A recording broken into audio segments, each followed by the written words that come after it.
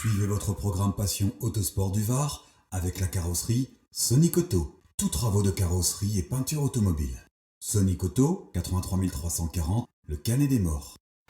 Salut les amis, quel plaisir de vous retrouver sur Passion Autosport du Var pour ce nouveau reportage. Alors qui a dit que dans le sud il faisait toujours beau? Hein, Macache, regardez ça, encore un tempo. De toute façon, je vais faire un petit message à Ben Auto. Ben Auto, toi quand tu sors la caméra, il y a toujours du vent. Et ben moi, il y a toujours la pluie. Bon, en tout cas, regardez les amis, devant nous, on a une légende des années 80. Celui qui roulait avec ça à l'époque, croyez-moi, il avait du style. On est dans un endroit encore magnifique. Regardez, il y a de la vieille pierre. Nous sommes dans une ancienne magnanerie. Alors beaucoup d'entre vous peut-être ne connaissent pas car c'est extrêmement rare dans la région. C'est l'élevage de vers à soie. Et qui mieux que Marie-Catherine pour nous parler de ces lieux avec un petit côté historique. Tout ça, ça va être le programme sur Passion Autosport du Var.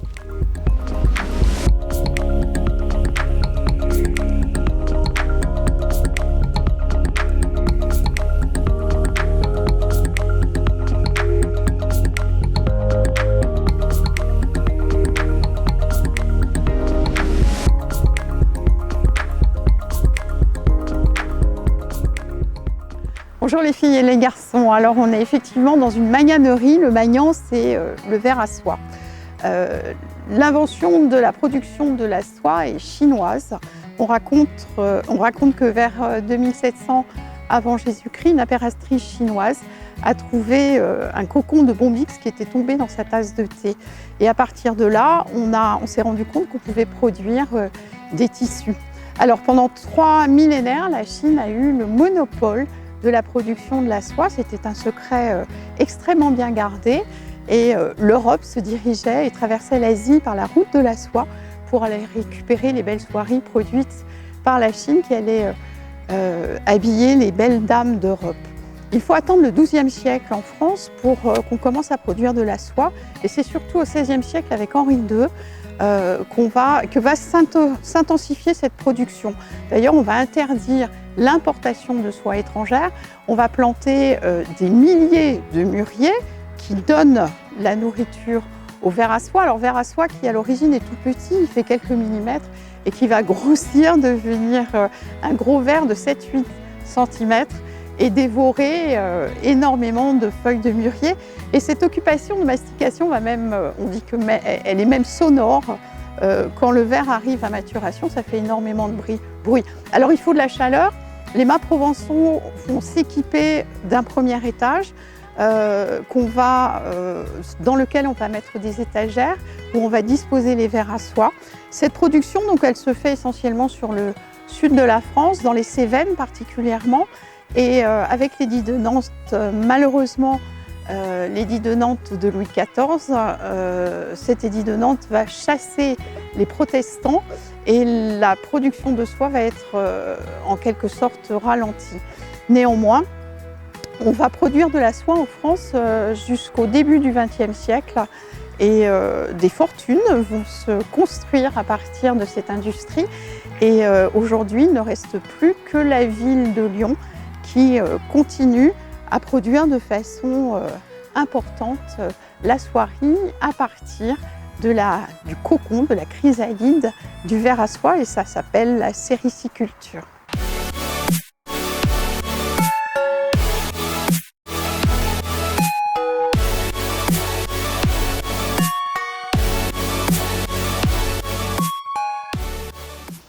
Bon Mathieu, le temps n'est pas avec nous, vous excusez ma tenue, mais alors Mathieu, il faut que tu te mettes devant cette voiture parce que j'ai quelque chose à te montrer. Tu vois ça, cette face avant, quand on l'avait dans le rétro à l'époque, qu'elle arrivait, il n'y avait même pas besoin d'un appel de phare, on se poussait. Donc aujourd'hui, moi je vais envoyer un petit hommage parce que c'est important.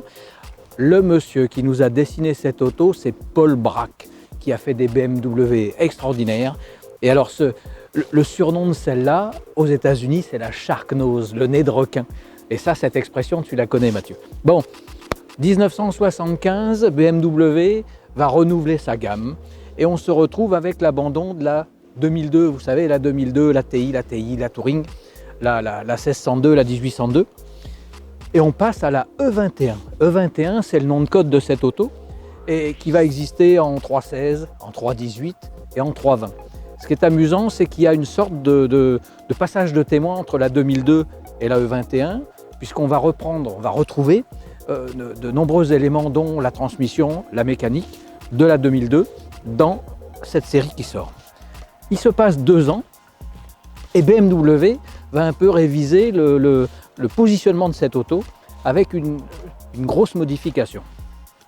À ce moment-là, BMW va mettre le moteur de la 520i, qui est un 6 cylindres, dans cette petite berline.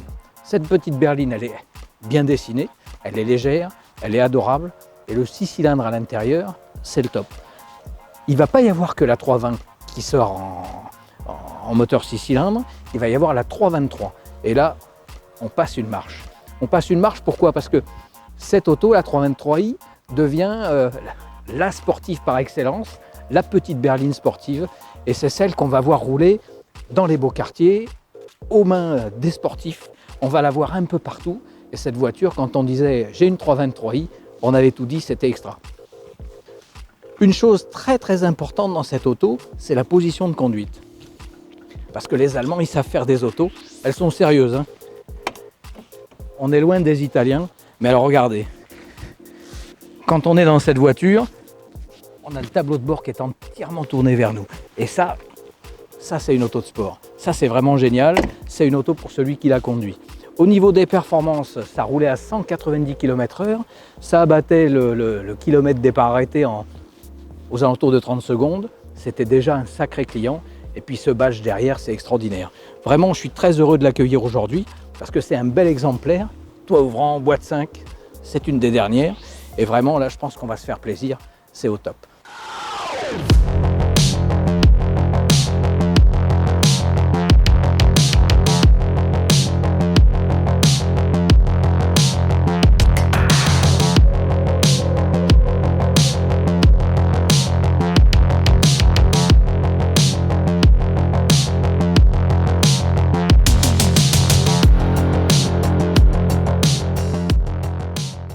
Alain, quel plaisir de te recevoir donc, sur Passion Autosport du Var. Donc tu nous viens d'où? On veut tout savoir. De Cavalère. Cavalère, bord de mer. Bord de mer, depuis longtemps. À la retraite, ça se voit pas, mais à la retraite. Jeune retraité? Non, vieux retraité. Oh là là. Bon, alors je sais pas, on va pas dire ton âge, mais en tout cas tu fais très jeune. Voilà, ça a été le drame de ma vie. Donc, alors, toujours jeune. Oui, comme ta voiture. Ouais. Hein, donc alors, toi passionné d'automobile, et là tu nous portes une voiture que quand on avait ça à l'époque, on avait la classe. On avait la classe. Alors je ne connais pas l'histoire, hein, vous savez très bien que moi j'aime bien découvrir les histoires des autos des propriétaires le jour du tournage. Donc alors comment elle arrive dans ta vie cette voiture? Parce que je sais juste que ça fait très longtemps que tu l'as. Ouais, ça fait pas loin de 30 ans. Et ça a démarré... non, elle est arrivée d'une façon toute simple, sans la chercher. Un samedi soir, je vais dîner chez des amis, un couple d'amis, voisins du quartier. Et puis dans la conversation, mon ami me dit « Ah, demain matin, le dimanche, je vais vendre la voiture de mon beau-père. » Et à l'époque, il n'y avait pas Internet. Donc il y avait des ventes qui s'organisaient spontanément comme ça sur le parking. Ouais, c'était genre les rendez-vous du dimanche, mais pour la vente automobile. Voilà. J'ai connu ça. sur le parking du centre régional commercial. Voilà. Alors, tu vends la voiture de ton beau-père? Oui. Alors, son beau-père, à l'époque j'avais à peine 40 ans. Un beau-père, c'était vieux. Oh, il devait avoir une voiture de grande diffusion française. Ouais. Et je lui dis, il a quoi ton beau-père? Une BM 323i.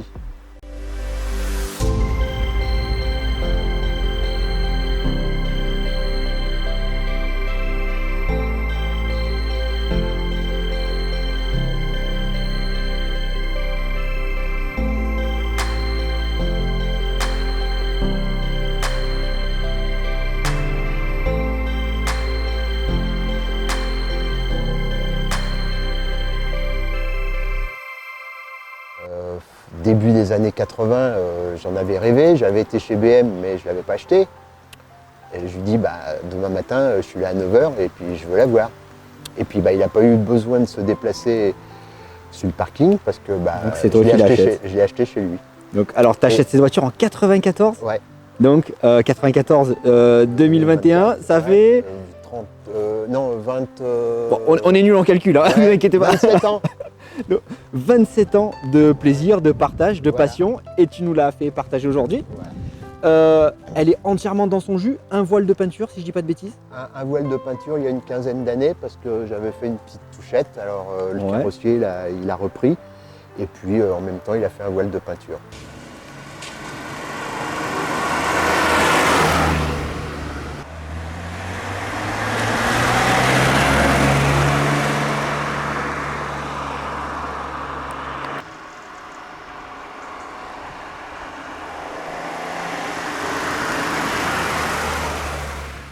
Alain, on va s'attaquer au morceau de bravoure. Je crois que là-dessous, il y a un truc qui prend toute la place. Tu me montres comment ça s'ouvre? Alors, Parce que j'ai déjà dégoupillé devant. Ceux qui pensent qu'elle n'est pas ajustée, non, c'est qu'on a Mais déjà tiré la t'as- manette. t'as rien dégoupillé du tout. Ah, j'ai tiré la manette. Si, je l'ai dit. Oui, Alors, mais ça, tu- ouais, mais j'étais dans le... j'adore. Voilà. Et- Voilà. Viens de ce côté-là, mon Mathieu, viens par là. Alors là, faut savoir compter jusqu'à 6. Parce que là, ils ont quand même réussi à le rentrer dedans. Donc, on se trouve ici devant quelque chose qui ne vibre pas, Du tout. qui chante, Qui chante. voilà, qui consomme un peu, mais ça, c'est pas notre fonds de commerce, Oui. on s'en fout. On s'en fout. Et puis, à conduire, c'est comment? Ah, c'est très très agréable. C'est très onctueux. C'est très onctueux. C'est plein à peu près tout le temps. Oui, On peut repartir à 40 à 1500 tours, À 1500 tours ouvrir sur en la gant et 3, oups, ça va et ça chanter. monte tout seul, comme tirer les rapports les uns derrière les autres. Il y a du monde partout. Il y a du monde partout. En plus, elle a la boîte 5, donc elle Boîte fait 5. partie des derniers millésimes sortis, avec le toit ouvrant. Ça, on ne va pas l'ouvrir aujourd'hui, on n'a pas le soleil. Mais ce moteur est étonnant parce que c'est vrai qu'on parlait de l'absence de vibration. Tout a été calculé pour. Je me suis un peu documenté. Il y a des contrepoids, il y a 12 contrepoids d'équilibrage du vilebrequin, d'après ce que j'ai trouvé. Et puis alors, ils ont vraiment fait la chasse à tout ce qui pouvait vibrer. Et là, on obtient vraiment un mélange extraordinaire. C'est un 2,3 litres. Et la 320 à l'époque, elle était en carbu, si je me rappelle bien. Il y avait les deux. Il y avait la 320 6 cylindres, mais elle Oui. était en carburateur, elle n'était pas en injection. Non, il y a 320i. Oui, mais il y avait la 320i en 4 cylindres. Alors, je pense ils ont commencé 320 carbu. Ouais. Et Après, ils sont passés à l'injection. en injection. Alors l'injection là-dessus, c'est le système, c'est le KG-tronic. Alors on Voilà. se dit un tronic, c'est électronique, en fait, Mm. c'est complètement mécanique. C'est-à-dire que c'est le même système que la Ford XR3i, la Golf GTI, la R5 Turbo avait un KG-tronic. Mm. Et c'est un système de doseur avec un plateau qui Et- monte et qui descend. Et bon, ça permettait Je de... crois même que Peugeot et la 404, ils étaient pas loin. Alors la 404, c'est une Kugelfischer. Il y avait une poulie, c'est encore un autre système. Tu me parlais de la Capri 2006 RS, Oui. elle avait aussi une Kugelfischer. D'accord. Voilà, donc c'est toujours des systèmes allemands parce que pour le dosage d'essence, ils étaient très forts. Donc cette voiture-là, tu m'as dit, elle avait jamais dormi dehors. Là aujourd'hui, Jamais. je suis désolé, elle prend la pluie, c'est vraiment pas de chance. Le radiateur est pas bien gros. J'ai lu qu'en fait, il y avait quelques soucis de c'est- culasse de temps en temps parce Ouais. que le radiateur était un peu sous-dimensionné, non? Oui, mais a refroidi très bien. Bon, alors la tienne n'a pas ce J'ai problème. pas de problème de chauffe. Combien de kilomètres a-t-elle? 230 000 Voilà. passés. 230 000 km, on a tout dit. Alors on va remettre la mécanique à l'abri. Voilà, j'y vais avec douceur. Et comme elles sont très fiables, Oui, on a tendance à négliger l'entretien. oui, Et en 30 ans que je l'ai, oui. j'ai jamais fait la distribution. Et il va peut-être falloir s'en occuper quand même un jour parce que c'est pas très prudent, hein. Mm. Bon, alors, deuxième chose intéressante dans cette auto, c'est le poste de conduite. Tu peux t'asseoir? Ouais. Qu'on voit un peu comment on est. Parce que l'instrumentation, elle est calée d'une certaine façon. Que- Voilà, je vais ouvrir voilà. la porte à Mathieu pour qu'il puisse jeter un coup d'œil. Voilà, voilà. On a tout l'ensemble qui est vers le conducteur. Voilà, et ça c'est génial. Et la position de conduite, on est comme chez soi. On est bien. On est On est bien. bien. Même moi qui suis petit, alors des fois j'ai des problèmes avec certaines autos, parce que Oui, soit parce j'ai que voilà. soit j'ai les bras pas assez longs Ou les pieds jambes trop courts. Ouais. Voilà, là je suis bien. Et là, tout est parfaitement Parfait. lisible, t'es installé comme un coq en pâte là. Hein. Ouais. Et les sièges, la garniture est d'origine. D'origine, Voilà. usé. Oui, mais c'est de Mais- l'usage, c'est 200 000 km quand même. Ouais. Ah non, c'est une belle auto. Hein. Et puis même les moquettes, il y a les petits tapis. C'est une jolie voiture. Le coffre derrière, c'est rangé dedans, c'est notre question piège ça. Euh, Allez, on va jeter un coup d'œil.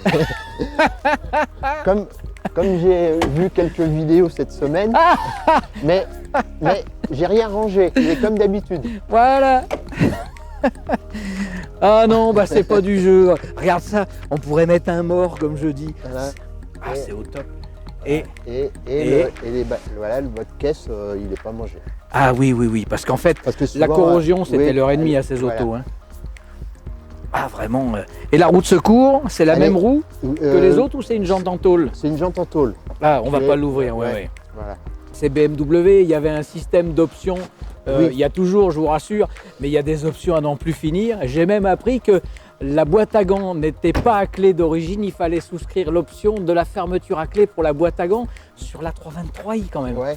Alors, j'ai un catalogue d'options, mais bon, ça doit être que les. Attention, grandes il va options. prendre l'eau, on essaiera de le Ouais. voir un petit peu à Ouais. l'abri après.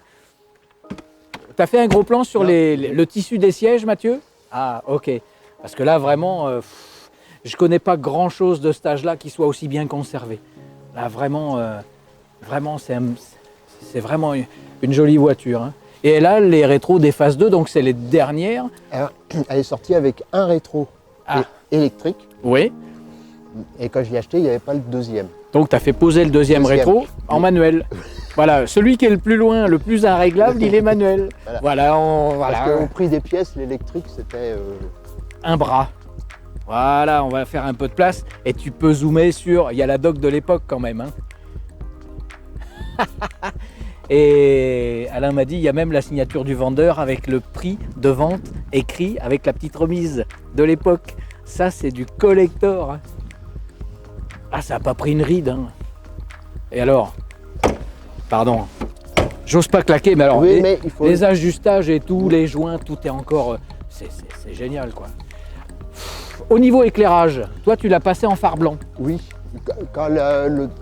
Quand La ça a loi été est passée autorisé, en ouais. 91, Parce que ou les 80. jaunes. Je me trompe peut-être. Non, j'ai changé un petit peu après. Ouais, ok. Mais, parce qu'il fallait déjà trouver les 4 phares blancs. Il fallait trouver les phares blancs. Ouais. Et voilà, Ouais. certains mettent d'ailleurs des phares de Capri, puisque les Capri 3 avaient les mêmes phares de chez Ella. Alors les Mais bon. puristes aiment bien les avoir en jaune. Oui. Moi je trouve pas que c'est spécialement joli le jaune. Alors, Je le préfère en blanc. la question subsidiaire, Ouais. parce que je sais que si là on avait une Porsche de ces années-là devant nous, tu aurais la même réponse. On voit comment la nuit? Non, rien. Rien. C'est vrai que. Même en plein phare avec les 4, on voit rien. Ouais, en fait, l'éclairage, c'était un souci, quoi. Ouais. Et bon, par rapport à une Porsche, tu as quand même des essuie-glaces au-dessus de 110. Parce qu'une 911, les premières, c'était l'enfer. Bon, mais je veux fâcher personne, évidemment. hein. Bon, le dessin de cette auto, il est intemporel. Ah, il est magnifique. Puis alors, c'est un coup de crayon très simple, elle est superbe. Et toi, tu l'as gardée toute d'origine. Et ça c'est extra, quoi. C'est vraiment très bien. Il y avait un choix de jantes entre celle-là, qui reprenait un peu le dessin des Alpina, et puis Oui. les BBS de l'époque. Alors je pense qu'à l'époque, BM ne les vendait qu'avec... ça en fait c'est des jantes BM. Ah, il y a la référence BMW dessus. Ok. Non, j'ai regardé, il n'y a pas de... Ah, il n'y a référence. pas. Mais sur le catalogue, C'est celle-là. c'est celle-là. Ouais, donc c'est BMW. Et il y en a tellement qui ont fini dans les arbres ou qui ont fini volés parce que c'était une voiture tellement recherchée. C'est un bel exemplaire, vraiment c'est extra. Et mon Mathieu, il en pense quoi derrière la caméra? J'adore. Il adore, il a dit j'adore. Bon, Petite sortie d'échappement, ça va. alors oui, c'est vrai qu'on n'en a pas parlé, mais la 320, elle avait qu'une sortie. Oui. La 323 a une sortie de chaque côté. Et d'ailleurs, ce système avait été repris par Ford pour sa Capri de Lit 8. Il y avait un pot de chaque côté. Voilà. Et c'est vrai que ça fait partie de la chanteuse, ça. Hein. C'est l'occasion de l'entendre respirer un petit peu. Hein. Et ça, dès qu'on voyait ça, là, Ah, voilà, ça ça oui. c'était le Ah, summum. Vraiment, là, je suis transporté dans les années un peu héroïques, là.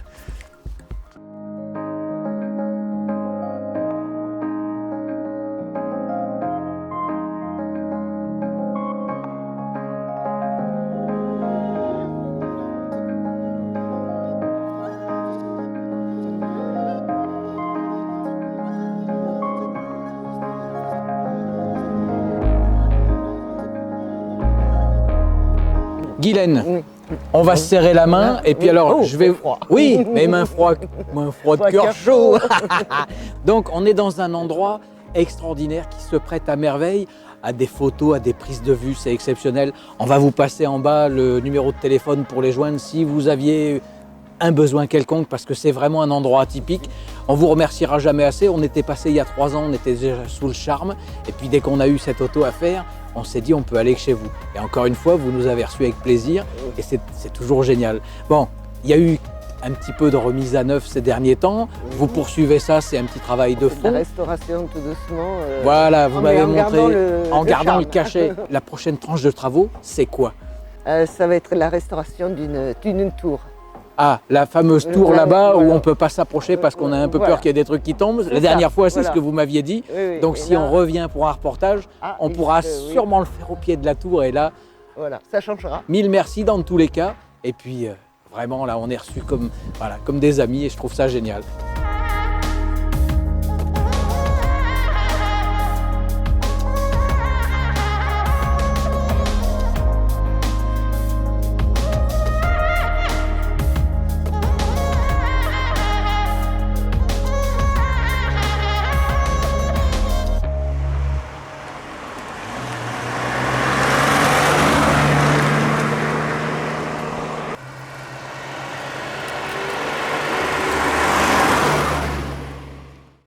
Bon, et ben les amis, on est dans la BM E21, donc la 323i d'Alain. Alors, Alain, ce 6 cylindres, il est quand même merveilleux en termes de sonorité et surtout en termes de souplesse. Alors toi qui la conduis souvent, justement, est-ce que tu peux nous dire cette sensation de conduite, c'est comment au quotidien?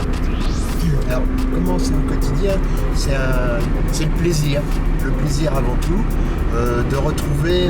C'est une voiture à l'époque, on n'achetait pas un catalogue d'options, on achetait un moteur. C'est ça. Voilà. Et après, bon, il y avait 4 roues, un habitacle, mais avant tout, on achetait un moteur. Et aujourd'hui, bah, ça reste un moteur. Alors, en termes de comportement routier, on sait que BMW sous la pluie, c'est pas son terrain de jeu idéal. C'est pas son terrain de jeu idéal. Surtout la E21 sans autobloquant à l'arrière, ça c'est très très jouable. En niveau freinage, Le freinage. Bon, donc, déjà au niveau freinage, est-ce qu'elle a 4 freins à disque? C'est comme 4 freins à disque. 4 freins à disque. 4 freins à disque, ça c'est honnête, c'est correct. On peut encore circuler sans se faire peur aujourd'hui dans la circulation au quotidien. On est sur un freinage quand même d'époque quand même qui était quand même une belle révolution parce que 4 freins à disque dans les années 80 c'était quand même beau, Voilà. mais quand même à conduire avec anticipation. Voilà, anticipation. Bon, elle n'est pas très lourde, hein, 1100 kg, donc ça s'arrête assez facilement.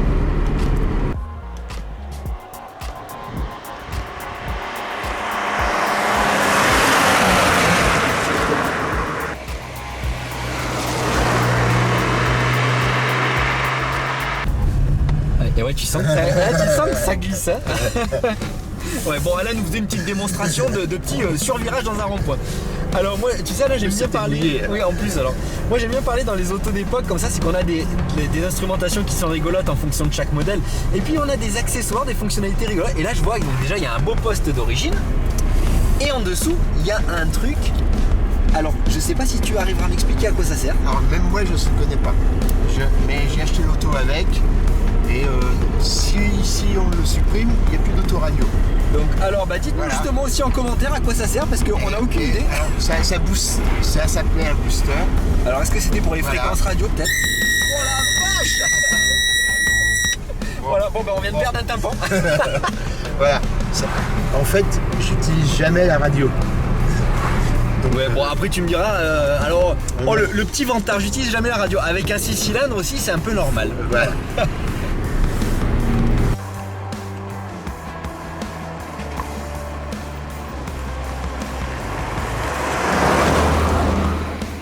En termes de budget, il faudrait compter combien à peu près pour acquérir une belle 323i, pas trop dégueulasse, en bon état, sans trop de corrosion, pas trop de frais à faire dessus. Alors, j'ai 2 exemples pour y répondre. Aujourd'hui même, dans la Sarthe, à Chéré, c'est à côté de la Ferté-Bernard, il y a une vente aux enchères. Et il y a une 323i, la même époque, à vendre, et elle est estimée 9 000 €. Ce qui me paraît un peu sous-estimé. Ah oui, parce que j'allais dire, on peut se faire plaisir avec une voiture des années 80 pour pas cher. Hein. Voilà. Et en niveau kilomètre, elle est à 215 000, pareil. Elle n'a pas le toit ouvrant, mais elle a la boîte 5. Voilà. Alors ça, c'est à gérer. Samedi prochain, chez Agut, il y a une vente assez prestige à Paris. Et il y en a aussi une à vendre. Et elle est estimée entre 25 et 35 000 €. Oui, déjà, c'est pas pareil. Parce qu'elle a que 50 000 km. Mais globalement, c'est la même voiture. Donc, à mon avis, la vérité, elle se situe entre les deux. Donc, on va dire une moyenne entre 12 000 et 15 000 €, reste correct pour trouver une belle E21. Voilà. Ouais. Eh bah, 12. Peut-être un poil court. Moi, Allez, on va partir sur 15-17. Allez, 15-17, ça me va bien. Donc voilà, donc 15-17 000 €, vous avez une voiture de gangster, les enfants.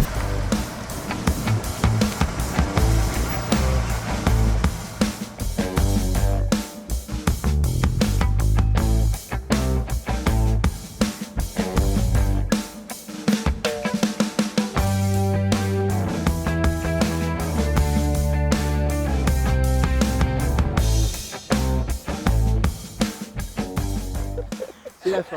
Alain, il croit que c'est déjà fini. Non, c'est comme au cinéma. On tourne la fin et on tourne au milieu. C'est les secrets de la vidéo, faut pas le dire. Bon, on s'en fiche, nous, on n'est pas professionnels. Alors, ça filme, donc pour le bêtisier, c'est parfait. Oui, mais après, tu veux monter. Oui, on va couper. Bon, t'es prêt? Alain, merci de m'avoir fait vivre ta passion et ce partage que tu transmets aussi à tous nos abonnés et tous ceux qui nous suivent. D'ailleurs, on va en profiter. Mettez-nous dans les commentaires si vous avez un souvenir avec une série 3 E21. Partagez-nous ça parce qu'on aime bien, on a des petites anecdotes des fois, je t'invite d'ailleurs à lire les commentaires. On a toujours des gens qui vont nous raconter. Moi je me rappelle quand j'étais petit, j'ai vomi derrière, j'ai fait plein de choses. Hein. Non, ça c'était dans les DS. Pas dans les BM. Voilà, mettez-nous en commentaire si vous avez de bons souvenirs avec la E21. Et puis ben j'imagine qu'elle a encore de belles années devant elle avec toi au volant. J'espère, longtemps. Ben, carrément, et j'espère qu'on aura l'occasion de se revoir. Pourquoi pas? Donc tu as d'autres voitures? Oui. C'est pour ça que je me pose la question. Alors, tu as quoi d'autre? J'ai une E30 cabriolet Ça, en sympa. série 325 Ouais. et puis un Range Rover classique. Ah, c'est pas un engin un peu diabolique, François m'a dit, un peu pas coursifié, mais qui a des coursifié. ouais. Oui, coursifié. Il a couru un peu en Afrique. On peut se le foutre dans la colline celui-là? On peut. Bon, On ben peut. alors, moi Allez. je veux bien me faire un bon reportage de bouseux. Bon, en tout cas, merci Alain, c'était vraiment cool. Et puis, ben, merci d'avoir fait, voilà, comme je dis, ce partage. C'est grâce à des gens comme toi qu'on arrive à faire ces vidéos. C'est génial. Oui, heureux de vous avoir rencontré par hasard. Et puis à très bientôt. Ah bah carrément, donc merci d'avoir suivi ce reportage sur Passion Autosport du Var. On arrive en fin d'année, je ne sais pas si on aura l'occasion de vous refaire un reportage avant les fêtes de Noël.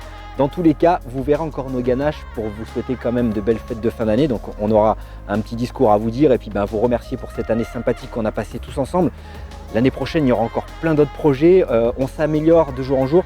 C'est pour ça qu'on a aussi besoin de votre aide, hein, donc pour aussi s'abonner à la chaîne, c'est super important pour nous. Je le répète, j'aime bien le répéter, on n'est pas monétisé, donc si je vous demande de vous abonner, c'est pas pour gagner de l'argent parce que nous, c'est pas notre but. C'est vraiment parce qu'on fait un travail de fou, on est des bénévoles de la vidéo, des bénévoles d'une passion. Il faut voir le travail que ça implique derrière. Et nous, ça nous fait toujours plaisir d'être un peu valorisé et ça, on compte vraiment sur vous. Donc un pouce bleu, c'est gratuit, ça mange pas de pain et nous, on vous adore et on vous dit à très vite.